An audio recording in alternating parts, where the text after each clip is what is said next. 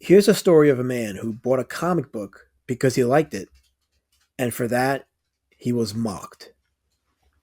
Ray's World TV, just another X account who posts about the things he likes: Trump, his favorite memes, video games, and a movie fan, including horror films. Then on December 23rd, 2024, he happened upon a Rippaverse video with a trailer for Bloodruth. It caught his interest. He asked what any person seeing this for the first time would ask. Would he need to read the other books in the Rippaverse to understand the story? It's quite simple. He liked the trailer, interest sparked, and then he started buying the books. It's a beautiful story about the joys of capitalism. You buy what you like. The consumer, the market, has say. However, this video wouldn't be made if the story ended there. You see, Reyes World committed the unforgivable crime of posting himself with a Rippaverse book. No, you see, there's a community of profiters who leave their digital imprint mocking Eric July, from the books he makes to the air he breathes. Some in Comicsgate have attached itself to this circle, if not spearheaded it. It went from what seemed like objective criticism of his earlier books to making false accusations of July himself being unfaithful to his wife. Is she in love with him, or like what is there would be a game being played here because he is a married man. They have to walk the lines. So they're both playing. They both know the game's being played. I would have felt no burden in really saying anything if the beef had been between the creators themselves.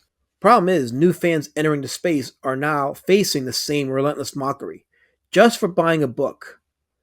Let's take a look at some of what Reyes had experienced. Old Man David uses Reyes' picture as his visual example when he says, "The face you make when you have to read Rippaverse comics." He also says, as a reply to a fan, that nobody enjoys Eric's books, they just support it. That's it. Nobody enjoys these things. They're miserable. They're slogs. They're not well-written stories. The art is embarrassing. The biggest embarrassment in comic books history is ISOM. The biggest embarrassment in comic book history is ISOM? I'm not sure this guy endured the horror of Ta-Nehisi Coates' Captain America like I had to. That takes time and attention. He just took no time. He just had him sitting on a table talking. God damn you, Ralph. Oh, fucking why? Thor Odinson says about Reyes, "Pretty optimistic to think a Rippatard knows how to read." So now Reyes is a Rippatard for buying an Eric July book and enjoying it. Zach Moore's Supremacy mocks Reyes' appearance with a meme. He also quote posted Reyes with the same meme. All because Reyes bought a comic book. Reyes was also described as a constipated crackhead in a reply to the meme. The quote posts continued to roast Reyes, and again, Reyes never interacted with anyone in CG prior to his posting this book.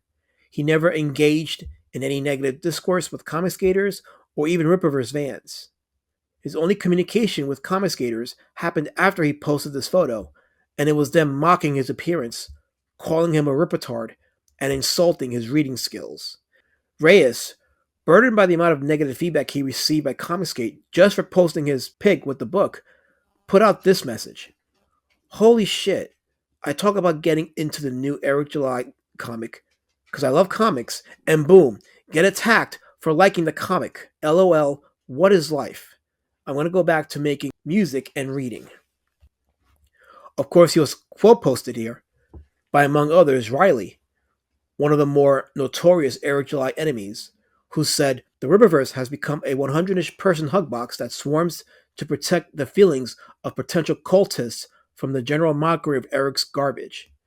This, of course, is the same Riley who went to a private event held by Eric July, went to the wife of Gary Buechler, aka Nordrotic of Friday Night Tights fame, and in the name of Ethan Van Sciver and Comicsgate, insulted her loudly and publicly in the most vicious of ways. I say them because she's so large, I thought there were two people there, but that's not the Saska sisters.